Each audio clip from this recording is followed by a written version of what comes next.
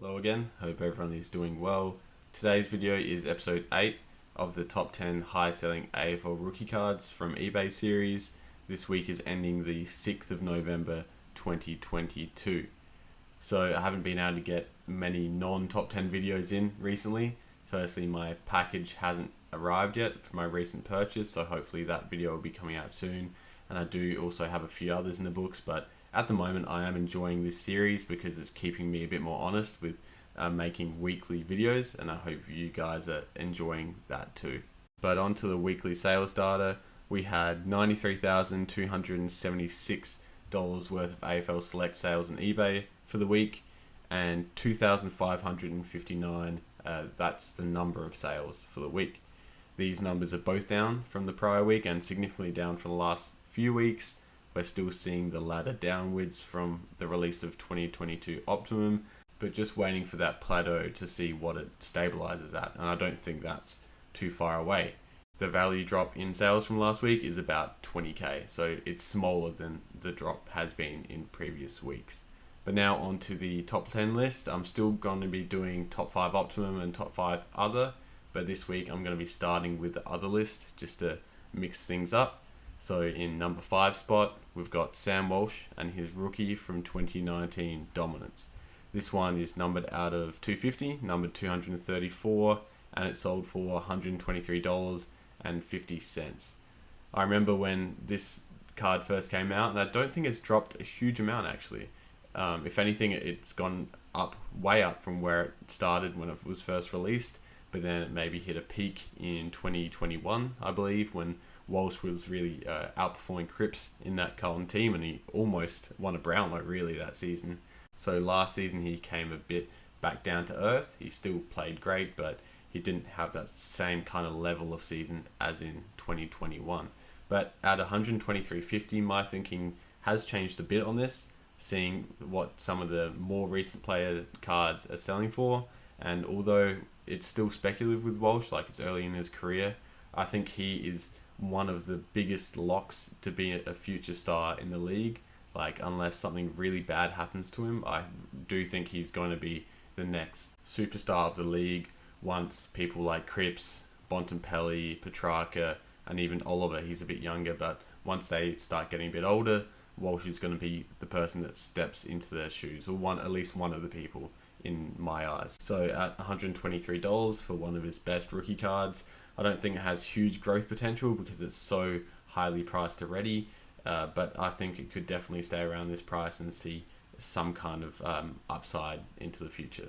So I have got a bit more bullish on this card from where I was a couple years ago. In number 4 spot, we've got Dustin Martin and his rookie card from 2010 Champions. This one is graded a BGS Beckett 9. These cards aren't numbered, but there's roughly 1,000 in existence, and this one sold for $172. First of all, it's interesting to compare this to the Walsh. Obviously, the Walsh is numbered about a quarter of what the Dusty is, but they're around the same price at the moment. Dusty's rookie card raw at the moment is about $100. So it's interesting, two players at opposite sides of their career, both hugely popular. The rookie insert is selling for pretty much the same price.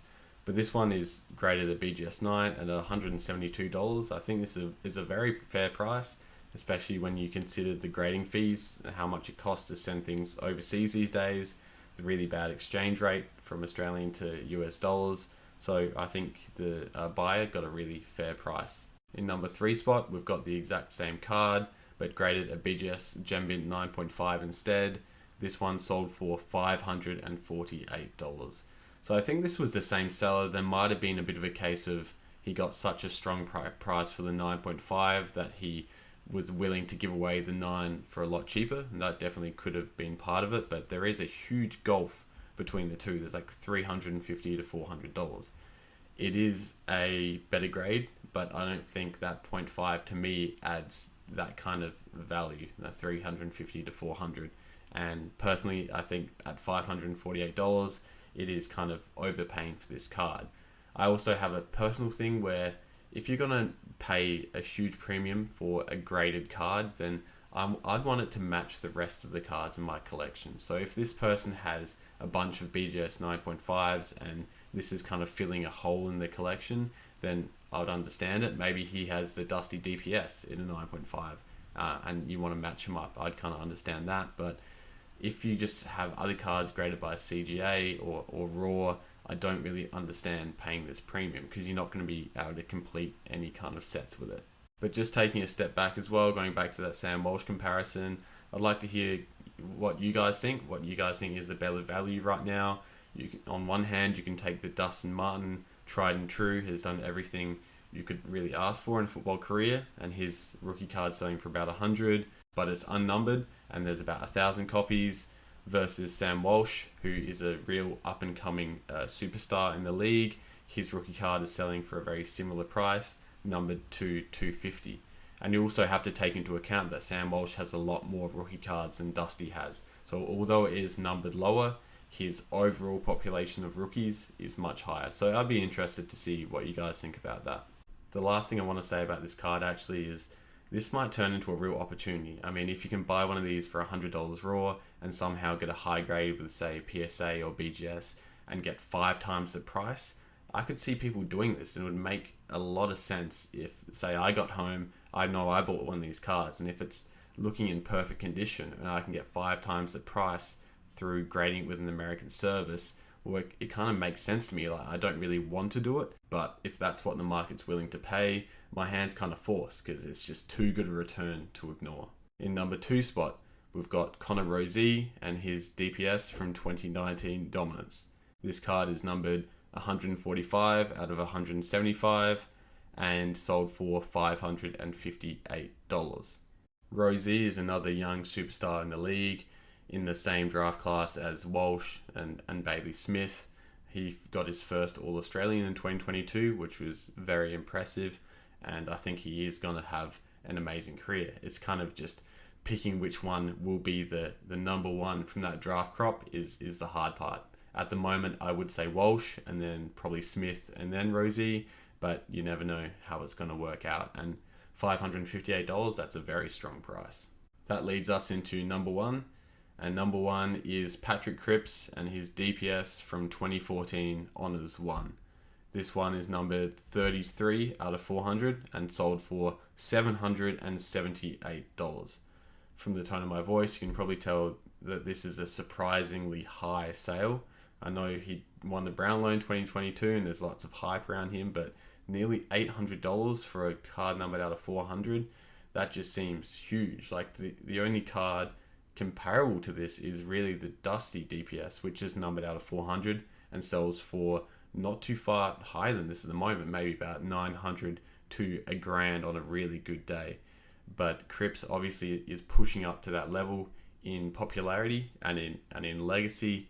And although I think this price is really high right now, and I think it will come down a bit, long term, I think it is going to hit this price again and probably even push past it. It is worth noting as well that, like I've mentioned in my previous videos, that Cripps doesn't really have that many rookie cards. This is his only high-end rookie card, so that really dries up the options for collectors and pushes the price even higher. But in summary, an amazing price, nearly $300 higher than the first time this card was on the list only a couple months ago, and it shows that footy cards can really bounce in value when a card's in high demand.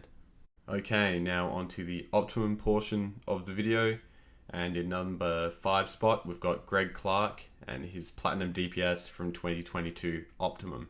This one is numbered 33 out of 40 and sold for $305. Greg Clark, I'm pretty sure he's a mature age recruit that got picked up again. I'm pretty sure he was in an old Future Force release. I'm going to have to do a bit more digging into that, but that does raise a really interesting question, whether you'd want his original Future Force card or whether you'd want his 2022 Optimum card. Because if his Future Force was from say 2015 or 2016, that is a long time ago, and for me that's probably even cooler to have than his official kind of like main release DPS. Okay, so I did just do a quick bit of research. It was 2015 Future Force, so 7 years ago he had a signature card in an AFL set, and now he's having his official DPS. So that's a pretty cool quirk for Greg Clark. In number 4 spot, we've got Ben Hobbs and his gold DPS.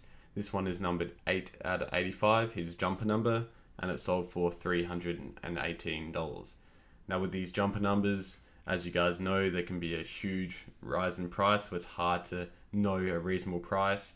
$318 seems like a big premium on his usual numbered cards, so it checks out, and I'm sure an Essendon collector will be really happy. In number 3 spot, we've got Nick Dacos and his copper DPS. This one is numbered 141 out of 170, and it sold for $453. Another small drop for this card this week, has dropped about $20 to $40 in value. But yeah, this is a real regular, and I'm sure we're going to be seeing it week after week, still hitting these big prices. In number 2 spot, we've got Jacob Van Rooyen and his platinum DPS. This one is numbered 1 out of 40 and sold for $509. Once again, the special number comes into play. His normal plat would sell for a lot cheaper, obviously, and $509 is a very strong price for him. But yeah, you just really have to take into account in the AFL hobby the jumper numbers, the number ones, and the low numbers.